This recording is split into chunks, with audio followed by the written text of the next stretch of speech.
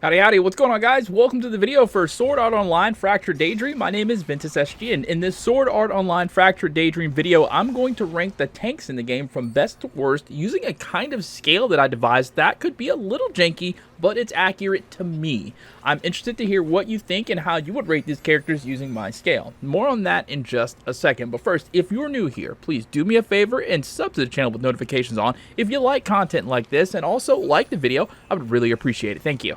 Okay, so there are only 4 tanks in the game at present. Agel, Alice, Heathcliff, and Straya. Straya being a DLC addition that is totally worth the money in my opinion. Please see my video breakdown of Straya after this video is over if you haven't already done so. She is an amazing character. So after the addition of Straya, it only made sense to me to rank these characters from best to worst. Now, don't get me wrong, worst is just the word I use for the video because each tank is amazing in their own way, but I wanted to get down to the point and see which is the best at being a tank. The result surprised even me because my favorite character is actually really low on this list. So I ranked these characters in 4 attributes, giving them each a score of 1 to 10. Those attributes are defensive capabilities, DPS, ease of use, and how fun they are. So without further ado, let's go. Agel is up first because he is who I tested first to make this video. So overall, Agel gets a score of 31. His defensive capabilities, in my opinion, are a 9. He has really good defensive capabilities. He is a great tank. He's good for soaking up damage and being able to attack while you're like dealing out the damage. So I really liked his defensive capabilities. His DPS is a 7. Just like most of these tanks, he can deal out some of the damage, but unlike some of the other tanks, he has more defensive capabilities than damaging capabilities, which drops his DPS just a little bit. His ease of use is 9. I found that he was a super easy to use character when I was playing with him to make this video, and I was just like, wow, you know what's going to be crazy? What if Agel just turns out to be the actual best tank, or at least the second best tank? So I give his ease of use a 9. And then his fun factor, I'm not going to hold you, and maybe this is me being a little biased or a little weird or popularity contest in my head, as somebody once told me in a video comment section. I gave his fun a 6 because, listen, he's easy to use, but I'm just not a fan of Agel's character. I mean, I never was a fan of his character, so for me personally, you might score him differently on fun to use, but I was just not having fun playing Agel, and I just don't see myself playing as Agel because I just didn't like his character that much in the anime. Alright, so next up on this list is Alice, and she gets the lowest overall score. She gets a 25. And it's very surprising to me because Alice is literally my favorite character in probably the entire anime. Like, I instantly fell in love with Alice when I saw her, and I haven't seen a character in the anime yet that just makes me, like, feel what I felt for Alice.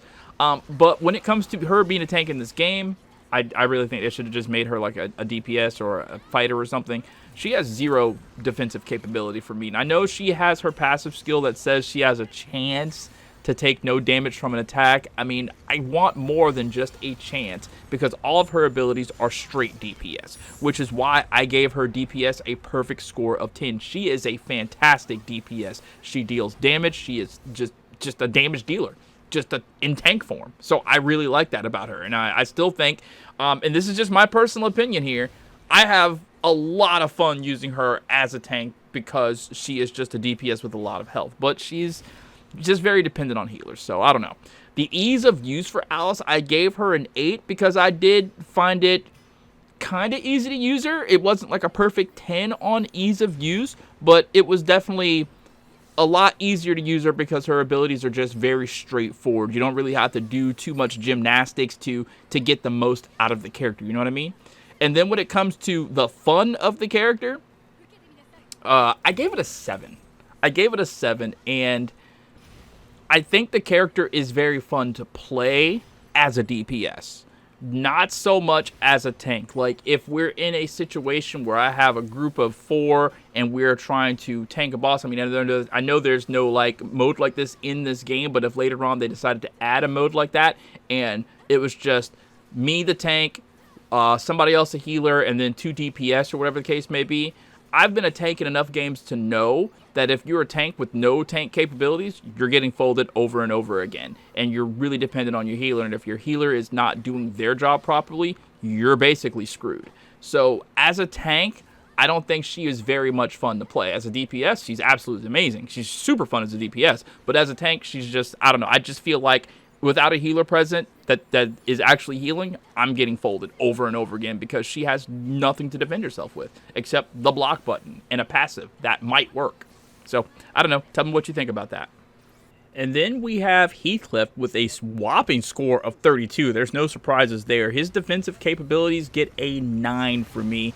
I didn't know if I should just rate him at basically a 10 on perfect because to me he has probably the most or the best like defensive capabilities because there's just so much he can do. His DPS though gets a 7 because he's not exactly like the best DPS in the game, although he can deal the damage if he needs to. It seems to me that Heathcliff is a really just an all-around character, but he does really excel at just more DPS stuff. The ease of use with Heathcliff, he gets an 8, man. I actually really enjoy using Heathcliff. Like, I didn't think I was gonna like really like it, like using like a sword and shield sort of tanky character, but when I used him to make my video breakdown of, because everybody was talking about him, I made a video breakdown of him, and I was just like, yeah, I'm not gonna like this character because I don't even like the character in the anime. But this is like one of the only characters that can sort of transcend that for me because the character is just so easy to use and he just doesn't die, and he has some pretty devastating abilities for attacking and defense. So ease of use, he gets an 8 from me, man. And then the fun, again, a score of 8. The character is just really fun to use, which is wild to me because, like I just said, with Agel, I didn't like the character, so it wasn't very fun. I don't really like Heathcliff, but his character sort of supersedes that, and it's just really fun character to use. Like, I almost want to say that that Heathcliff is probably one of my favorite characters, or, you know, if not for Alice, he probably, well, Alice in Yu-Gi-Oh, he'd probably be my favorite character to use in the game because of how fun and how easy he is to use, and he's got, you know, he's a tank, he can do stuff. And he protects himself, so I really like that. Like, one of his moves, he's got that hold skill where the little shield pops up around him where he becomes immortal or he just doesn't take damage. Like, he's just an amazing character. I really like Heathcliff in this game. I'm glazing, right? That's glazing. Okay, and then finally we have Straya. Straya, she gets a 32 as well. She's a new DLC character, and I probably would have rated her higher, but she isn't like a Heathcliff tank, right? So I had to like slow down on some of her abilities, right? So here it is, right? Her defensive capabilities, I gave her a 7. She's not quite as defensive as Heathcliff. She only has like what, 2 abilities. One where she like is able to make a field around her and she can attack and she can like give herself HP back more that she's attacking. Now, when it comes to tanking, I always enjoyed this style of tanking where the more damage I deal is more health I get back. I really, really enjoy that because that makes me feel like I'm just a part of the fight with whatever boss or whatever thing that we're fighting. I'm a part of the fight. I'm not just there to soak up damage. I can actually deal some damage, and it's actually incumbent on me to deal damage if I want to stay alive, without just, you know, depending on the healer. So I really like her defensive capabilities. They're not exactly Heathcliff like standard defensive capabilities, but I do like her defensive capabilities, but I had to give it a 7. Her DPS, she goes nuts on the DPS. She's not exactly Alice by any means, but she's a two-handed sword, and two-handed swords are literally my favorite weapon to use in any video game ever. So I give her DPS an 8. She has 2 skills that are just amazing. Her ultimate is just amazing. She deals the damage. She is a good damage dealer. Like I said, not exactly Alice level damage dealer because she has some defensive like abilities there as well, but you know, it is what it is. Her ease of use, I gave that a 9, right? And I had no choice but to give it a 9 because they made her so easy to use because you're paying your money to use her. I mean, this is the DLC like effect. When they give you extra DLC, you're paying extra money for something outside the game. It better be damn good, right? Because you're paying extra money for something that wasn't in the base game. So the ease of use with Straya is just astronomically, like, she's just so easy to use. Like, I picked her up and I was like, whoa, she can do this and she can do this. This is like what I wanted for every character. So yeah, ease of use, she gets a 9. And then for the fun, how fun she is, Straya's really fun to use. She's as fun to use as Heathcliff as a tank, right? Because of what I said earlier, she has that ability to where she creates that field around her and she just goes. And if she hits, she gets healing back. And she has that one L1 ability, her skill that extends, that fills up with the bar, where her capabilities, her skills, they cool down faster. It just, I really like the character. All right, I don't want to get too much into it. I'll let you see my review breakdown of the character and let you know what I actually think about her. But fun of use, we give her an 8. She's an amazing character to use. So I mean, that's it, man. And those are the 4 characters. I wish we had more tanks in the game, but they didn't give us any more, and I feel like they just kind of threw Alice in the tank position because she's a knight or whatever. But Alice doesn't really play like a tank. She just plays like a fighter to me. I really just imagine that she would probably be like, if there was like a class to give her, she'd be like a cross between a mage and a fighter, I guess. I don't know. But not exactly a mage, not exactly a fighter. So when it comes all down to it, it looks like Alice is the worst tank for me. And that's not saying I dislike Alice. I'm just saying as a tank, she is the worst on the list. And then next comes Agel. He's a solid character, a solid tank. He's just, you know, he's just there.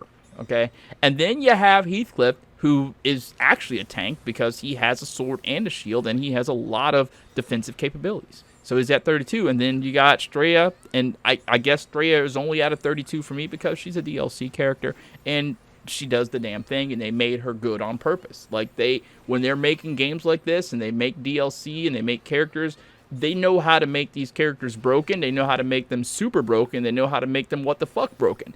And I think they just, you know, kind of like didn't go exactly what the fuck broken on Straya, but they gave her enough to make her be like, she's better than a lot of the other characters. And then again, she's got a 2-handed sword, man. No other character has that. All right, so that's going to be it for this video, man. If you did enjoy it, please don't leave without leaving a like. Let me know what you think about this ranking system down in the comments. Where would you rank these characters, and what class of character would you like me to do next if you want to see another video like this? Do you want to see, like, fighter? Do you want to see, what's the other one? Striker, mage? Just let me know down in the comments, and I will get on that. That voice crack, though. I'm a grown-ass man voice cracking. That is crazy balls. All right, thank you guys for watching. I'll catch you next time. Peace out.